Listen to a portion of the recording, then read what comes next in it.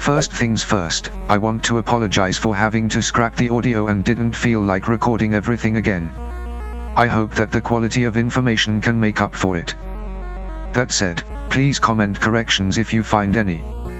I want to preface this video by saying that this is not for newbies and will be discussing the finer details. The viewer should already be aware of things such as CDC.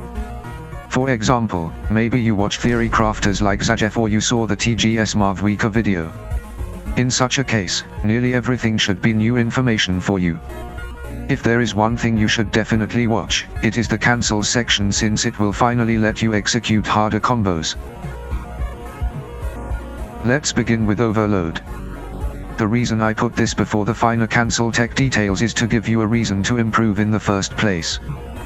The first thing that needs to be addressed is some misinformation about the gain from harder combos. I will be referencing the TGS video multiple times, but no shade to him. Please don't misinterpret me referencing his video as otherwise. Here we can see him calc 10C3F barely ahead of the baseline, which is simply not true. According to this calc, it's only 4.4% better. You can see in this video by lat 0 that the increase is actually twice as large. As they've mentioned in their own video, the unbuffed CD after the finisher does contribute enough. My best guess is that TGS wasn't aware how exactly combo optimization is supposed to work. Perhaps he didn't know that it's actually possible to do more hits beyond the third finisher. The increase is about 10%, which is quite big. It's like a free C1. Assuming the 135k figure on his calc for the baseline combo, this puts the real 10C3F plus C combo at 149k. As for the peak potential of the OL team, there is a 3 cost 288k DPS and a 4 cost 310k DPS on Stygian Dire settings. Let's look at more combos now. Credits to the person who made this. There is a small inconsistency with this sheet in the usage of unbuffed hits. Some include them while others do not for some reason. However, since buffs are not included, this sheet doesn't tell us the DPS increase anyways.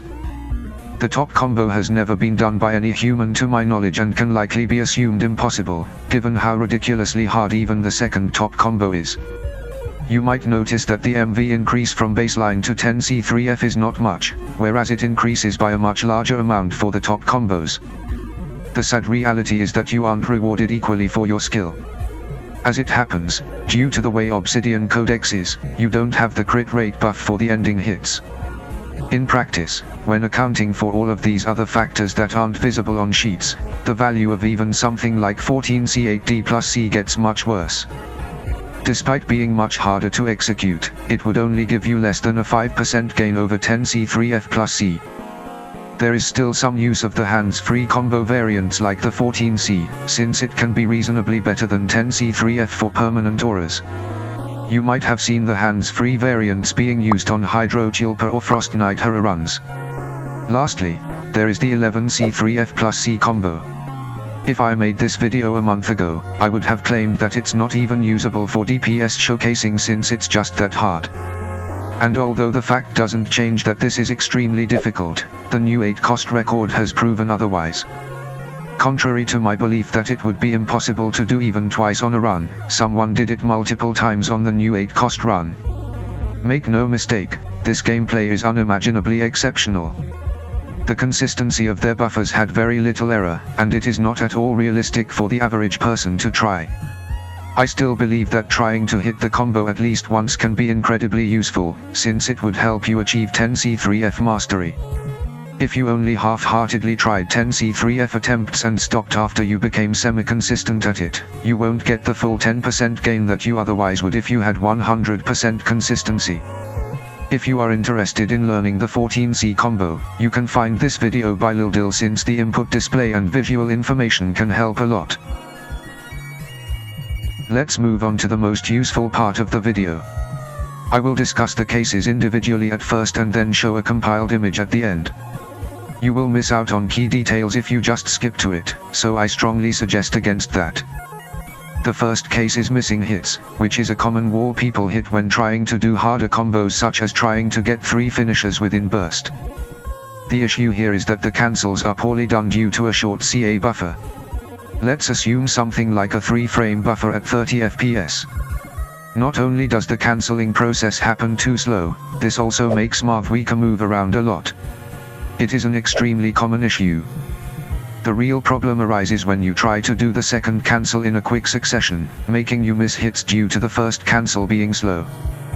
The second case, which is what most people do, are bad cancels without missed hits. Assuming similarly short buffers, you can avoid missed hits by simply waiting long enough before you initiate the second cancel. Doing this allows you to ensure that the first CD actually hit. Now let's look at perfect buffers. By reviewing the footage from the 8 Cost OL gameplay with the hardest combo, they consistently right-click 6 frames after their left click. I couldn't get the footage in 60 FPS, so unfortunately I can't be more precise. Regardless, aiming for approximately 200 ms seems to be the ideal buffer. The way you can visually see that you buffered long enough is that Mavuika stays in the same spot. Of course, besides the unavoidable movement on finishers since you don't cancel those instantly. Back to the case we have here, the reason it isn't perfect is that there's a moderate delay between the two cancels. Executing a perfect cancel lets you instantly start the second one. Gaps between the two is simply wasted time. However, it is also possible to buffer too long. Let's assume something like an 8-frame buffer. You still get a perfect cancel but with wasted time. When I say a perfect cancel here, I am talking about the execution of just the cancel specifically in the sense that Mavuika doesn't move, and you also have the ability to start the second cancel immediately. Interestingly enough, there is a utility of this information, which is for hands-free combos such as 14C or on finisher FDCs. For both of these, what we care about is when the cancel happens, or in other words when you right-click. The time before that is simply spent on either waiting for the CA spin, or the finisher animation respectively. Buffering earlier than required can actually help on combos like 14C, since you can end up buffering too late if you fail to predict when you have to right-click. The issue is when you're doing combos with 2 cancels. Although it didn't matter on the first one, for the next CD your frame of reference was the previous cancel, not the upcoming cancel. So any unnecessary delay is just wasted time. Finally, we have a true perfect execution. The cancels individually have perfect buffers, and the gap between them is extremely small. This can look something like 6-frame buffers and a 1-frame gap, although realistically you're going to have a bigger gap than just 1 frame. To avoid any misunderstandings, I should clarify that when I'm talking about frames I'm simply talking about the duration in terms of 30 FPS footage, not the actual game FPS. These combos are essentially unaffected by your in-game FPS, as I will discuss later. Feel free to screenshot this for future reference, although the graphic is slightly different since I forgot to take a picture after making later edits. If you did watch this section then you won't have any confusions anyways. I don't have much to say about burst buffers, so I'll keep this very short without any graphics. The only thing I wanted to mention is that the perfect burst buffer timing may vary from account to account, or device to device. So rather than trying to copy the exact timing from someone else's footage, it's best to figure it out on your own. That said, the timings are roughly the same for everyone, but when chasing the perfect burst buffer, it is important to figure it out for yourself. A common sentiment with the community is a strong bias against the cost system. Let's find out whether people are correct about their biases or not. Here we have 190k DPS on standard Abyss settings with AC2R0, although level 95 is around 3% extra damage. This is with non-C6 Iansan and Chevy. In fact, it's only AC2 Iansan, so you could expect more with C5. And no, if you wanted to say that at least there is AC2 Iansan, they could always run C0 or Oron and C6 Benny, which performs similarly. On the other hand, Nefa Premium, which is the same cost, only gets 200k with a top 100 build. With similar build quality, Nefa would be getting around 180 to 190k as well. This shows that even in the worst case scenario, equal cost Mavuika is at the very least only behind Z by Premium. Many players are extremely misguided into thinking that cost system is irrelevant due to C6 4 stars, however they fail to recognize that C6 supports are used every time even when cost is not mentioned. Hopefully these numbers will help clear misinformation. This team performs at meta level at equal cost at worst, and has hidden potential of well over 50k DPS, or over 100k DPS for higher investment, that eventually gets revealed with more 4-star cons. Next, let's discuss the nuance behind C1. Most people pass it off as a mediocre con, which it certainly is for most cases, since it's known to be a mere 10% increase. By my standards, I consider 10% much worse than mediocre and never worth as a stopping point. However, overload changes things. Due to the way the banners have been, many accounts only have lower cons Iansan. This limits you to just one team comp at C0 since the Benny Iansan team isn't viable without C4 Iansan. C1 allows for the possibility of all three comps. So for these accounts, they can finally run Benny Iansan variant. Alternatively, if you have C6 Auroron, then the Auroron Benny variant can actually be your best team. From my testing at C2R1, Benny with C5 Auroron is similar to Benny with C2 Iansan. Given the horrible banner this time not having Iansan, this makes the value of C1 skyrocket since at C0, Overload wouldn't even be playable without her. That aside, what this means is that instead of the usual 10% increase, you're looking at least 15% increase to potentially even more than 20%. Personally, I went from around 130k at C0R1 to around 160k at C1R1 for the baseline combo. You might have been wondering how much FPS and other game modifications matter for any of this, so let's look into that. I found this relevant document from somewhere a while ago, credits to the people that created it. The information as we can read here, states that slow frames can increase hit lag extension, which in turn can increase Mavuika's burst buff window. Fortunately, or unfortunately depending on what you wished for, it turns out that the FPS used in the 8-cost gameplay from before was 116. If we check the FPS graph, we can see that 116 is a fast frame, contrary to what would have given a theoretical advantage. Luckily, this means that even the hardest combo is actually possible to hit consistently on whatever FPS you're at, whether it's 30, 60, 120, or a random FPS unlocker value. Realistically, your device won't be able to output the extremely high FPS required for getting any noticeable burst buff extension in the first place. Melt on the other hand does have combos that aren't replicable on pure green since it affects Citlali's application. On the same combo list from before, you can see how some combos aren't green coded, meaning that they are not replicable at 60 FPS. Frankly, I don't give a shit about these combos, so I won't discuss them. You can head over to Bilibili if you are interested in those. Now, a brief discussion about Melt. First, let's begin with a clarification about optimizations.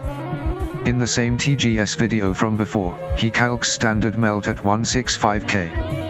This 7 melt combo has been somewhat outdated for a while now. The newer optimization is to skip the 7th melt and simply do AC/DC after the 6th melt. The reason for that being the 7th melt doesn't do any significant damage. But the bigger advantage, especially for high ping, is that you can shorten your rotations to 18 seconds. Assuming the same DPR, you get around 170k for melt. Of course, with Instructor Citlali you can expect more. I recommend the finisher spam combo since you can do your finishers almost instantly due to not needing the cryo for the 7th melt. This lets you fit more of your hits within team buffs. Moreover, if you mess up the first CDC on the other variant, it applies pyro and ruins your entire rotation. For consistency, this version is best and they are both nearly the same DPS. There's also this weird combo that only does 5 melts but performs very well for attack sans builds. It starts with the same CQ setup, followed by a double cancel. Then a long spin but making sure that you don't connect the CA, releasing into the finisher at the last moment. Followed by a near instant finisher for the last melt. From that point onwards you continue with any overload combo of your choice. As a side note, I have repeatedly seen people getting best performance with C6 Chevy, at least for C0R1 melt. I also want to state that no matter your ping, it is possible to do CQ combos consistently. I may make a video detailing the different ways to get consistent setups. For now, with enough trial and error you can figure out consistent setup timings for your own ping by yourself. It is a tedious and annoying process before you are able to figure it out, but it is certainly worth doing for the free damage. Lastly, similarly to the earlier section about real cost overload, let's do the same for the new strongest team, Mona Hex Vape. Although this team can set unbelievable records such as this for cost 410k DPS, around 390k if adjusting for level 90, it raises the question as to how strong it is without C4 Mona. Luckily for us, Caron has posted his 6 rotation testing with C0R1 Mavuika. As a side note, notice how he's using Chevy for melt like I previously mentioned.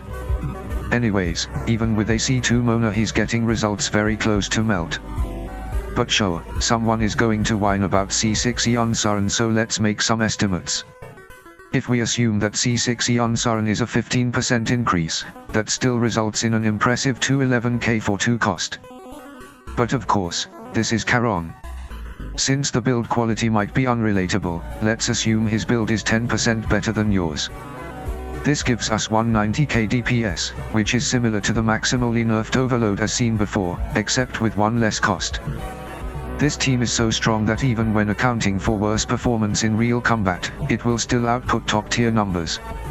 At equal cost, even the most nerfed version of the team is going to be similar if not stronger than Zebai with C6 Aluha. I will say though, it is probably not worth running this without a C2 Mona. But even as a new player you can guarantee C2 Mona within a year of playing. That's it for now. Kindly show support if you found this helpful and thank you for watching. If you notice any mistakes please comment below, or if there was anything else you would have liked to learn about.